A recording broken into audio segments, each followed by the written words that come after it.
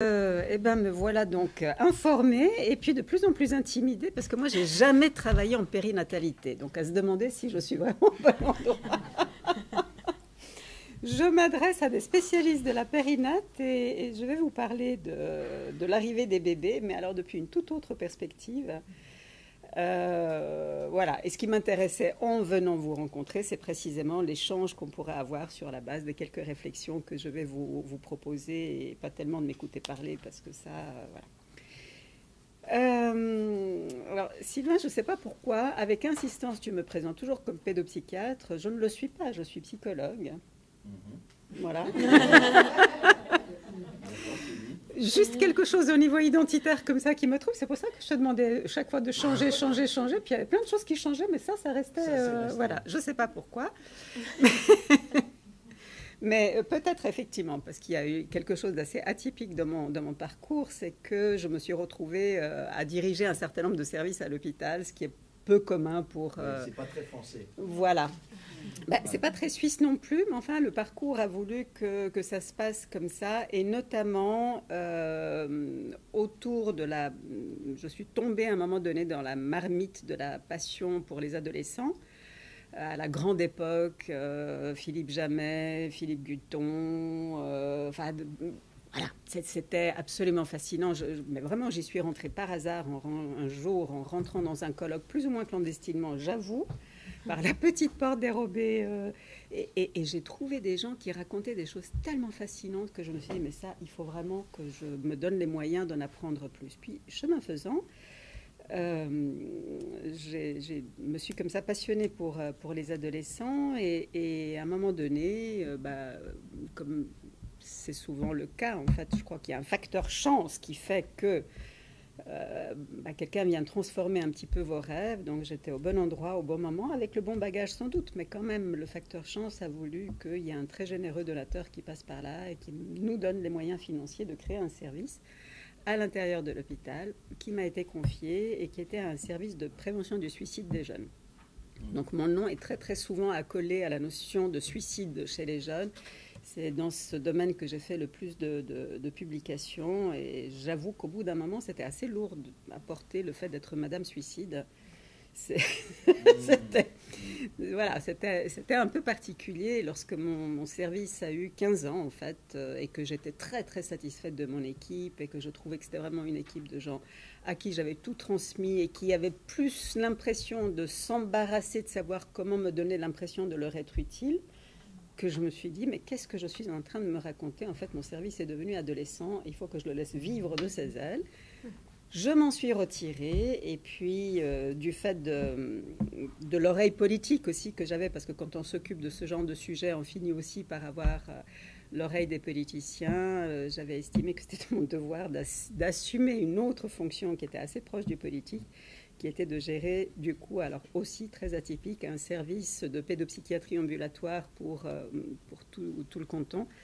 Voilà, c'est peut-être pour ça qu'on imagine toujours que je suis ce que je ne suis pas, mais je suis très fière aussi de mon identité de psychologue forgée sur les bancs de la faculté de psychologie de Genève, qui a la particularité d'être très cognitiviste. Donc Piaget n'a jamais été mon prof, mais je me suis occupée de lui notamment parce qu'il n'arrivait pas à marcher assez vite pour sortir de l'ascenseur. Donc il y avait ce brave homme, il était coincé dans l'ascenseur, et moi, jeune étudiante, j'étais chargée de bloquer l'ascenseur pour qu'il puisse sortir. Voilà, ça c'est ma contribution à la théorie piagétienne. Mais je vous le raconte parce que on ne se refait pas en fait, et que toutes ces petites graines qui ont jalonné mon parcours, à un moment donné, ont pris sens aussi dans mon identité de psychanalyste. Et qu'aux côtés des responsabilités institutionnelles, effectivement, de l'enseignement à la faculté, je suis aussi psychanalyste et j'essaye d'accompagner mes patients au plus près de là où ils en sont. Mais c'est vrai qu'on a tous une oreille plus attentive à certains éléments que d'autres en fonction des passions qui nous ont alimentés à certains moments.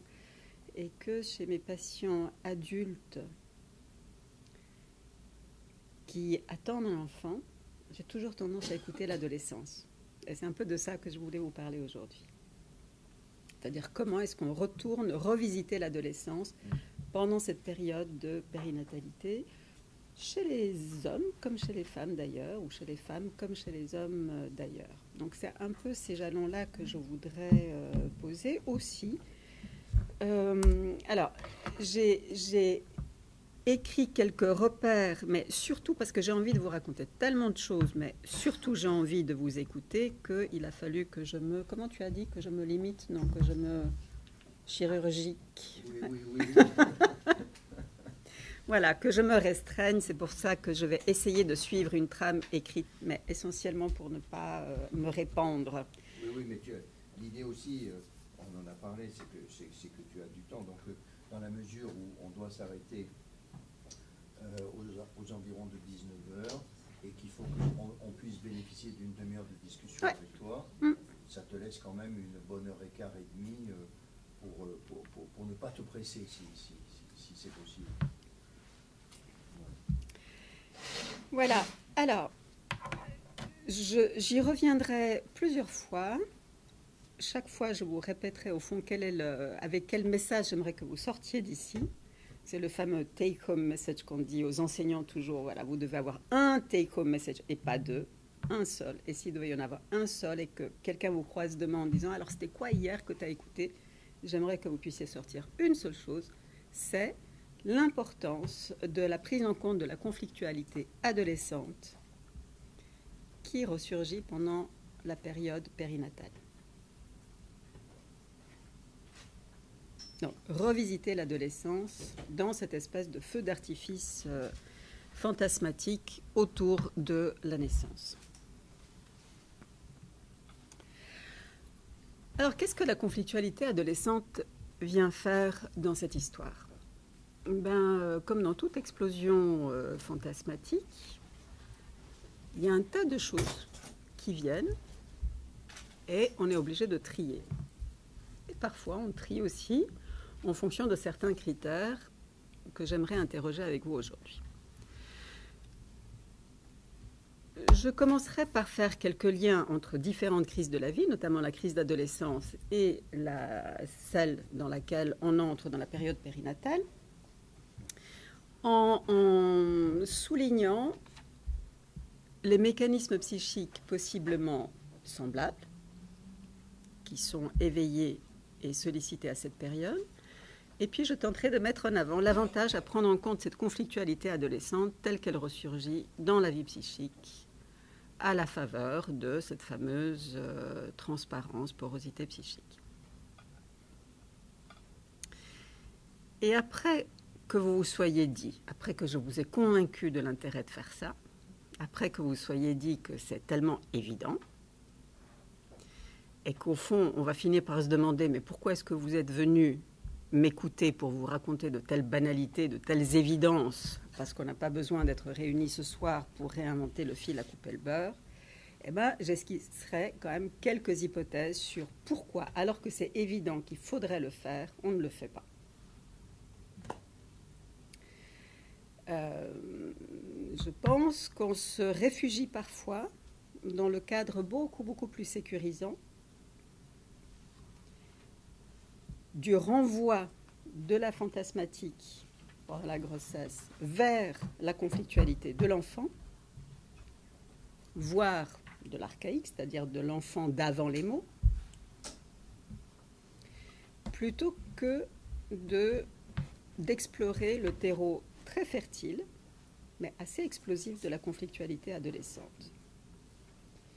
Et puis, je terminerai sur la question des limites personnelles des thérapeutes, tout analystes qu'ils sont, qu'il est préférable de connaître plutôt que de négliger à continuer à caresser nos espoirs de toute puissance. Parce qu'accompagner quelqu'un vers la vie, c'est fou ce que ça potentialise aussi chez nous et ça mobilise toutes sortes de fantasmes de toute puissance.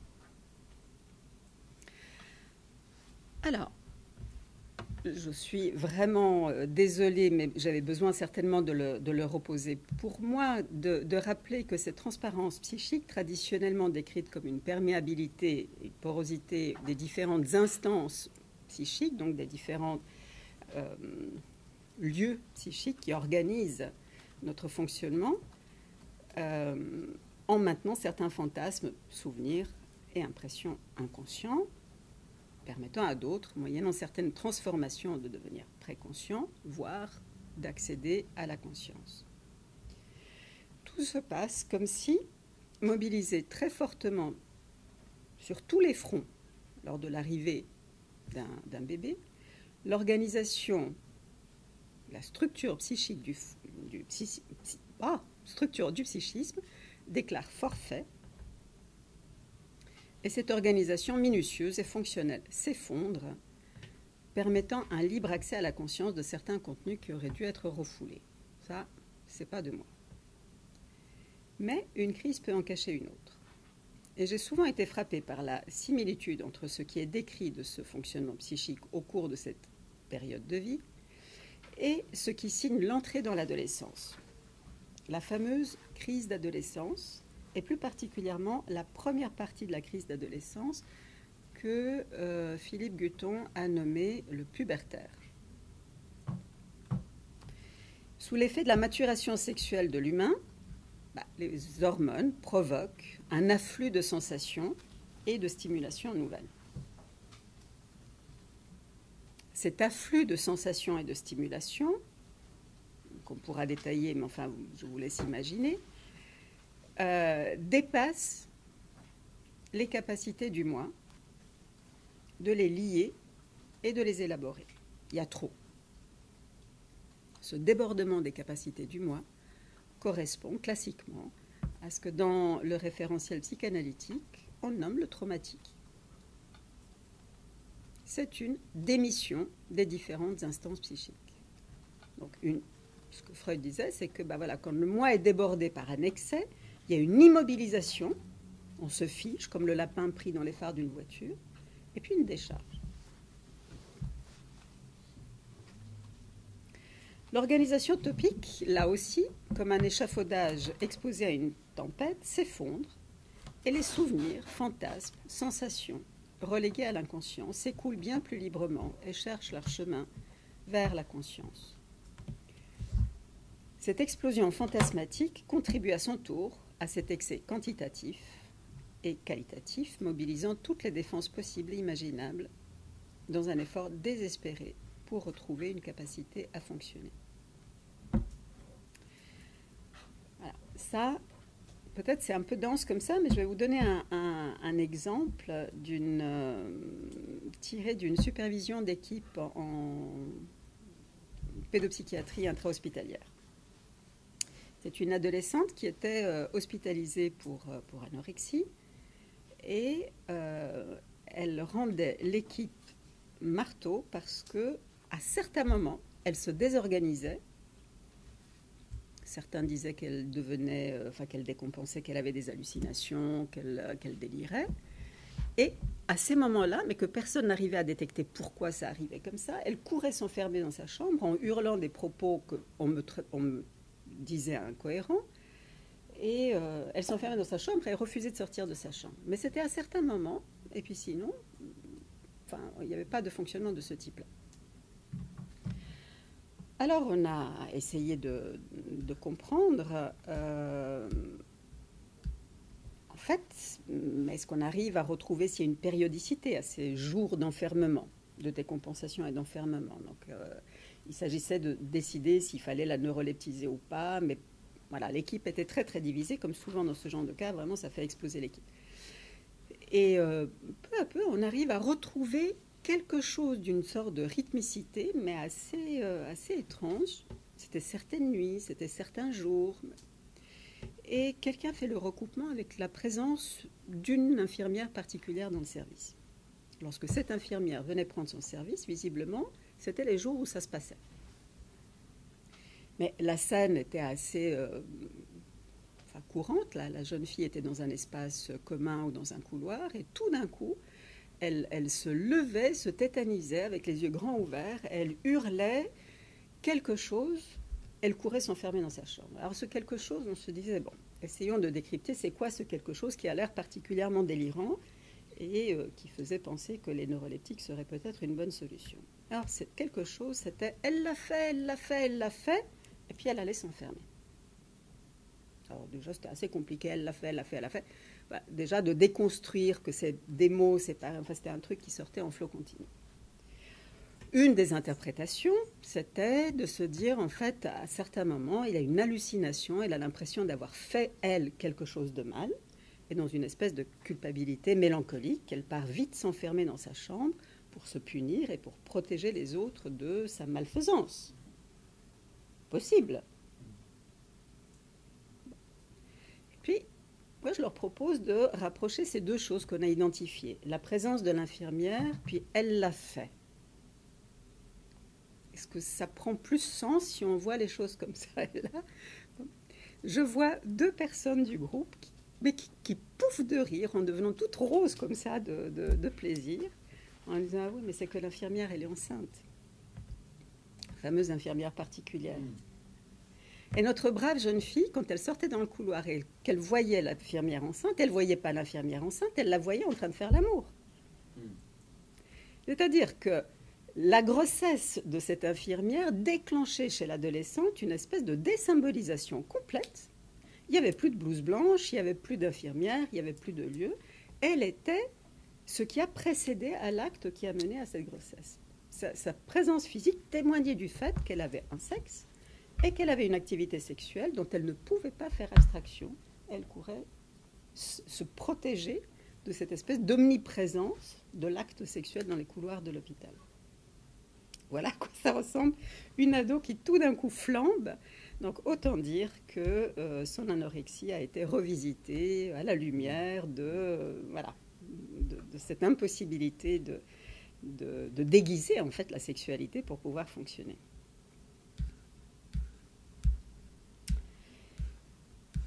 Bien, c'est... toutes les crises d'adolescence, effectivement, et les effondrements pubertaires ne sont pas nécessairement aussi symptomatiques et aussi bruyants comme on peut l'imaginer, tout comme toutes les réactivations psychiques autour de la grossesse ne sont pas aussi désorganisantes. Mais c'est un peu comme un miroir grossissant qui nous met sous les yeux qu'au travers de ces manifestations symptomatiques, en fait, c'est comme si on saisit mieux, on peut mieux saisir ce qu'il faut privilégier dans le travail ou ce qui reste à faire. Entre neuroleptiser la jeune fille en question et puis travailler avec elle sur la sexualité, la manière de stopper son propre développement sexuel par impossibilité de symboliser, enfin, c'était quand même quelque chose qui me paraissait préférable. Vous vous souvenez que lorsqu'on a un choix entre deux traitements, on privilégie celui qui a le moins d'effets secondaires. J'aime me rappeler aussi que Philippe Gutton, donc après nous avoir parlé de cette période de pubertaire, d'explosion pubertaire, donc d'effondrement de l'atopique à l'entrée dans l'adolescence, vient une seconde période que lui nomme l'adolescence. Il s'agit d'une période, dit Gutton, de cicatrisation ou de reconstruction de l'échafaudage qui s'est effondré à la puberté, mais dont il est important de se souvenir qu'il ne sera plus jamais le même. C'est dans ce travail-là que notre présence peut faire un monde de différence. Alors, quelqu'un ici présent, Sylvain, nous rappelle qu'il paraît essentiel d'offrir à ces femmes en difficulté psychique, là je cite, ne fût-ce qu'un chaînon de plus dans le maillage de leur histoire, afin qu'elles puissent l'utiliser comme un pont de sens, jeté au-dessus de ce qui était vécu comme une désintégration, une décompensation, parfois un abîme sans nom, source de peur, d'angoisse et de souffrance. C'est-à-dire que c'est la désorganisation liée à cet excès doit être reliée d'une certaine manière. Faisant le parallèle avec cette période de cicatrisation de l'effondrement à l'adolescence, il est tout aussi essentiel d'offrir aux adolescents en difficulté psychique trop facilement débordés, des chaînons manquants dans le maillage de leur histoire afin qu'ils puissent l'utiliser comme un pont de sens. J'adore cette expression pont de sens, jeté au-dessus de ce qui était vécu comme une désintégration, une décompensation, parfois un abîme sans nom. D'ailleurs, vous remarquerez que dans beaucoup de films d'adolescence, il y a des ponts qui permettent de passer d'une rive à l'autre, des parcours initiatiques, et toujours des histoires de pont dans le parcours initiatique de l'adolescence qui permettent de passer d'un territoire dangereux à un autre qui est tout aussi dangereux, mais dans lequel on s'organise autrement. Mais en fait, pourquoi est-ce qu'on est fasciné? Pourquoi les adolescents sont fascinés par ce genre de film? C'est parce que vraiment, ça correspond à ce qu'ils vivent. Mais qui sont les constructeurs de ces ponts? Avec un peu de chance, c'est eux-mêmes avec leur étayage sur les PIRS. Quand c'est nécessaire, ça peut être nous. Pensez ensemble, sortir du monde des équations symboliques pour retrouver peu à peu celui où les contenus psychiques peuvent être liés, déliés, reliés, et ainsi de suite, à l'infini, dans un plaisir de penser ensemble, en désexualisant parfois les contenus trop crus, en ouvrant des voies psychiques pour les élaborer, peut faire un monde de différence. On n'a pas peur de penser ensemble. Comme en période périnatale, c'est l'écoute des contenus manifestes et latents, non seulement verbaux, mais aussi infraverbaux, recueillis et élaborés dans la relation, on peut appeler transféro-transférentielle, mais en tout cas cette relation intense entre le patient et le thérapeute, qui permet parfois d'explorer d'autres champs du psychisme, construire ensemble un pont pour passer d'un terrain à l'autre. Du fait de l'intensité de ce qui se joue sous nos yeux, de par les enjeux du traitement, parce que parfois c'est des enjeux de vie et de mort, mais aussi des explosions fantasmatiques qui parfois nous submergent et débordent nos propres territoires défrichés, notre propre histoire viendra teinter notre capacité d'écoute et d'élaboration, évidemment. Ça influence aussi notre capacité de construire des ponts, notre capacité d'élaborer les enjeux narcissiques et identitaires qui se déroulent et se déploient devant nous. Mais ce serait bien trop simple s'il était permis de penser qu'une crise en remplace une autre et que la crise autour de la périnatalité vient remplacer la crise adolescente. Au contraire, il me semble que dans le cas dont on discute, pas nécessairement le cas clinique, mais le thème dont on discute, les deux crises se potentialisent l'une l'autre. Et leurs effets peuvent être exponentiels. Ce n'est pas une et puis l'autre. C'est une vient jeter de l'huile sur le feu de l'autre. Alors accueillir et réélaborer une conflictualité adolescente au sein de la conflictualité éveillée lors de la grossesse, mais enfin, certains me diraient, mais enfin, vous n'y pensez pas, c'est trop. Vraiment, c'est trop pour qui? D'autres me disent aussi, mais en fait, si la conflictualité adolescente est une reprise et une réélaboration de la conflictualité infantile, pourquoi pas aller directement en source? Pourquoi on doit passer par l'adolescence? C'est d'ailleurs souvent ce qui se passe dans les cures d'adultes. Et ce n'est pas nouveau. Je vous rappelle Madame Freud, Anna. Dans le domaine de l'adolescence, il y a un de ces textes très fameux qui date de 1958 où ses amis la poussent de plus en plus à se positionner sur pourquoi elle parle d'enfants et elle ne parle pas d'adolescents. Est-ce qu'on ne peut pas avoir une théorisation de l'adolescence? Elle est entourée de Erickson, qui a publié, vous vous souvenez, Crise d'adolescence. Elle est entourée d'un certain nombre de personnes, comme Bloss, qui à un moment donné la pousse aussi à se positionner sur l'adolescence. Et puis, dit, mais en fait, on ne peut pas. On ne peut pas parce que l'adolescence, c'est une période où on ne peut pas soigner les ados, parce qu'ils ne sont pas à même de faire la différence entre leurs parents et le thérapeute qui représente les parents. On se souviendra accessoirement que son analyste et son papa, donc dans la vraie vie, elle était incapable de faire la différence, mais elle en a fait toute une théorie. Comment on utilise la théorie de manière défensive pour ne pas... Parce que c'est juste inélaborable ce qu'elle a vécu. Mais elle nous dit aussi la chose suivante, je vais la lire pour vous. Nos connaissances des processus psychiques... Enfin, elle dit, en fait, c'est normal que dans les cures d'adultes, on renvoie toujours à la petite enfance. parce que c'est ce qu'on connaît. Et, j'ouvre les guillemets, nos connaissances des processus psychiques de la petite enfance sont issues des reconstructions dans les cures d'adultes et d'observation des enfants. Il est rare que les expériences d'adolescence soient ravivées au cours des cures d'adultes, dit-elle. Peut-être, peut-être pas. En tout cas, pas chez moi, pas avec mes patients. C'est, je crois que dans ce domaine en fait de l'adolescence, il y a eu pas mal de querelles d'écoles qui se sont un peu calmées ces temps, mais enfin qui étaient très très virulentes à une certaine époque. Entre d'un côté des psychanalystes, on va dire kleiniens, qui conçoivent l'adolescence comme une continuité, une reprise de l'infantile, mais sans véritable ajout. Enfin, c'est vraiment le processus qui est dans sa continuité. Et d'autres qui pensent qu'il y a un bouleversement profond avec la puberté et que quelque chose de fondamentalement différent et nouveau s'y passe.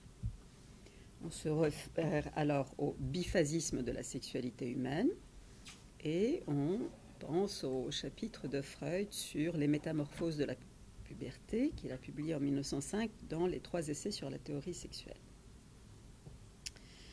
Ce que Freud nous dit, là, de nouveau, je cite, « L'évolution psychosexuelle se fait en 2 phases. Un premier temps s'achève avec la mise en veilleuse des conflits oedipiens de la petite enfance et l'entrée dans la latence. Un deuxième temps débute avec la puberté. C'est ce deuxième temps qui va donner à la vie sexuelle infantile sa forme différente et définitive. Il y a quelque chose de différent dans la sexualité adolescente et dans la conflictualité adolescente de la conflictualité de l'enfant. Dans cette équipe, Kestenberg, Jamais et compagnie, ici à Paris, donc Evelyne Kestenberg, grande dame de la psychanalyse de l'adolescent, insiste en disant « tout se prépare dans l'enfance, mais tout se joue à l'adolescence ». C'est un peu comme si dans l'enfance, on a un jeu de cartes, mais savoir combien de jeux on peut jouer avec un même jeu de cartes et quel jeu on va avoir dans la main, ça se décide à l'adolescence. Et c'est pas pareil. Enfin, avec le même jeu de cartes, je vous laisse imaginer combien de jeux différents, avec des règles différentes, vous pouvez jouer et combien de positions différentes vous pouvez avoir avec avec ce choix de cartes dans la main.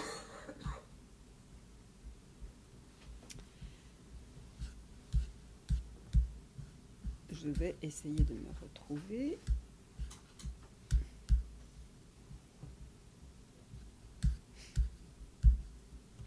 Voilà.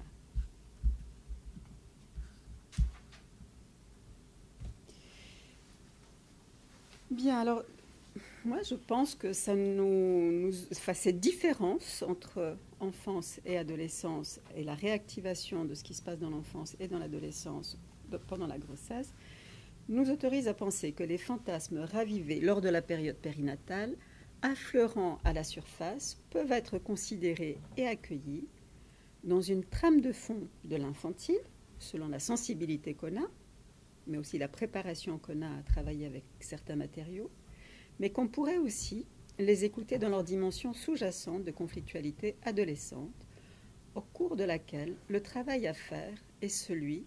Alors là, je cite mes auteurs préférés dans le domaine de la psychanalyse de l'adolescence. C'est quoi le travail d'adolescence? C'est quoi le processus d'adolescence par lequel on doit passer et qui est sans cesse remis sur le métier? C'est que, je ne sais pas si on a le droit de le dire, mais on n'est jamais qu'un homme ou qu'une femme à la fois. On a encore le droit de dire ça? Écoute, oui, espérons, oui. On a eu un colloque là, récemment organisé par ANAD sur masculin-féminin. Voilà. Et je pense qu'on a entendu beaucoup de choses, mais notamment ça. Oui. Et c'est vrai que... Il n'y a pas que Trump qui le dit. Alors on va le situer dans l'histoire, c'est que les auteurs comme ça qui se sont occupés de l'adolescence sont quand même tombés sur l'évidence que dans le travail d'adolescence, à un moment donné, on arrive à l'adolescence avec l'idée un peu folle qu'on pourrait être les deux. Puisque jusqu'à l'adolescence, enfin, si vous regardez les enfants, surtout vus de derrière, enfin, ils se ressemblent. Il n'y a pas de marqueur pour dire ça c'est une fille, ça c'est un garçon. Et puis à l'adolescence, lorsque les corps commencent à se former, bah, là on a toujours autant de peine à dire qui est garçon, qui est fille, parce qu'il y a tout un effort vestimentaire pour gommer les différences. Mais autour de cet effort vestimentaire pour gommer les différences, on maintient encore un petit peu plus longtemps l'idée qu'on pourrait être, après tout, tu parlais de François Ansermet tout à l'heure, enfin les hermaphrodites sont rares, et puis d'ailleurs on leur demande de choisir à un moment donné. Mais on vit, nous, avec ce fantasme qu'on pourrait être les deux à la fois, et le moment de l'adolescence est celui dans lequel il faut vraiment faire le deuil de l'un des deux sexes et se consacrer à un des deux sexes en renonçant à l'idée d'être les deux. Ça, c'est le premier renoncement auquel on doit se consacrer. Le deuxième, c'est celui de l'immortalité. C'est-à-dire que le fonctionnement cognitif, aurait dit Piaget, nous amène aussi à pouvoir vraiment conceptualiser que la mort, c'est pour tout le monde, que ça concerne tout le monde, qu'on a beau le dénier, on a beau l'ignorer, mais on le sait, contrairement à l'enfance. Dans l'enfance, je vous rappelle que si on parle en termes cognitifs, tout simplement, la mort est un concept qu'on ne peut appréhender que du point de vue de l'abstraction. On ne peut pas expérimenter la mort. On ne peut pas aller voir comment c'est et puis en tirer des conclusions. Et donc, il faut avoir maîtrisé des concepts cognitifs relevant de l'abstraction, donc de la pensée formelle selon Piaget, pour pouvoir se dire que la mort, c'est pas représentable en fait. Et c'est un voyage à sens unique. Ce n'est pas réversible. Et l'irréversibilité, c'est aussi un concept compliqué qui ne s'acquiert qu'après à l'adolescence d'ailleurs. Donc jusque-là, l'enfant, enfin vous connaissez l'exemple de Freud d'ailleurs autour duquel il a posé le concept de clivage. Un enfant un soir, en revenant de l'enterrement de son père, il est à table, il ne mange pas, et sa mère le presse pour manger. Il dit, mais enfin, mon chéri, mange. Il dit, on attend papa. Et sa mère, elle dit, mais enfin, tu sais bien que ton père est mort. Et l'enfant dit, non, mais je sais bien qu'il est mort, mais ce que je ne comprends pas, c'est pourquoi il ne vient pas manger. Alors ça, vous me direz, ok, chez les enfants, c'est comme ça. Mais chez les adolescents, je ne sais pas si vous avez travaillé avec des adolescents au réveil de leur suicide. Je ne parle jamais de tentative de suicide, je parle de suicide qui a abouti à la mort ou pas. Et vraiment, voilà, j'étais en salle de réveil souvent, où on allait les rencontrer aux urgences pour essayer de créer un lien pour les amener vers l'ambulatoire. Et j'ai toujours regretté de ne pas faire un recueil des phrases qui ont été dites dans cette première rencontre. Mais je vous en cite quelques-unes de mémoire. Vous retrouverez les mêmes dans tous les livres qui vous parlent de suicide. Donc c'est pas des choses, enfin c'est des choses assez universelles. C'est je voulais mourir pour que quelque chose change dans ma vie.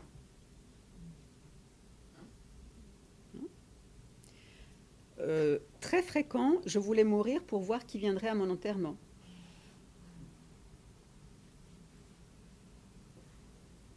Il se passe quoi dans ces moments-là? C'est pas des gens qui sont bêtes. C'est pas des personnes qui n'ont pas les outils cognitifs pour appréhender l'irréversibilité de la mort. Mais c'est que sous la pression fantasmatique extrêmement forte, le déni fait son travail et on essaye de se réconforter en disant que la mort c'est bon pour tout le monde, mais pas pour moi. Et vous savez à quel point il est compliqué de travailler avec les adolescents, soit en tant que psy, soit en tant que parent, parce qu'ils ont toujours l'impression que c'est pour tout le monde, mais pas pour moi. Oui, évidemment, je sais bien que conduire sous l'effet de l'alcool, il y en a, ils n'arrivent pas à se contrôler, mais enfin pas moi. Et je vais le prouver. Et je vais monter sur mon véhicule après avoir bu, parce qu'on est tout le temps en train de chercher à se prouver qu'on n'est pas soumis à la loi des hommes et que nous sommes immortels. Alors, voilà que je me suis trop perdue et que je rentre dans mes histoires d'ado. Je pense que c'est quand même des fantasmes qui sont très très fortement convoqués aussi autour de la naissance et notamment, mes patients adultes, ce qui vient très très très souvent autour de la naissance, c'est précisément cette idée que comment est-ce qu'on va faire pour être tout pour son enfant? Comment est-ce qu'on va faire pour être toujours là pour son enfant? Comment est-ce qu'on va faire pour ne jamais mourir, pour être sûr d'accompagner son enfant? Et encore plus lorsque l'enfant à venir potentiellement a des difficultés. Autre processus qui me semble extrêmement tout à fait parallèle entre le processus d'adolescence et celui au cours de la grossesse et de la fin de la grossesse en particulier, c'est le travail. Alors là, c'est Pierra Olanier, aussi une très très grande dame, qui parlait de la triple appropriation de son corps, de sa pensée et de son histoire. Alors pourquoi est-ce qu'on se prive de l'élaboration de ce processus teinté par l'adolescence, effectivement, au moment où il est convoqué par la grossesse? Pourquoi est-ce qu'on glisse si facilement vers l'infantile? Moi, je vous propose de considérer que le renvoi vers la sexualité infantile peut être considéré comme défensive, renvoyant à une préoccupation écran par rapport à ce qui peut être pris en compte de la sexualité adolescente, bien plus brute, bien plus virulente et bien plus exigeante, plus difficile à travailler. Il y a fort longtemps, Aristote rendait attentif à la virulence de la vie pulsionnelle de l'adolescence. Mais si, je vous le cite, « Les jeunes gens, de par leur caractère, sont enclins au désir et capables de faire ce qu'ils désirent, capables de réaliser ce qu'ils désirent. Parmi les désirs du corps, c'est surtout pour les désirs amoureux qu'ils ont du penchant, et ils ne savent pas se maîtriser. Alors est-ce qu'il est prudent de jouer avec le feu pendant la grossesse et les mois qui suivent, en réanimant aussi ces dimensions-là? Je m'appuierai sur, vu le temps, 2 situations cliniques très contrastées pour essayer de retracer la trace d'adolescence. Alors, la trace aussi du manque d'élaboration du processus adolescent dans une première partie de l'analyse, et puis du gain qu'il y a pu y avoir à écouter non seulement les conflits infantiles réactivés, mais bien la conflictualité de la période adolescente. Ouais, on peut laisser la caméra. J'ai rencontré Jeanne, adolescente, après son suicide, qui n'a heureusement pas abouti à la mort. C'est une jeune fille très terne. Elle donnait l'impression que son étincelle de vie s'était peu à peu éteinte et que dans un sursaut d'énergie, elle avait avalé tous les comprimés qui lui tombaient sous la main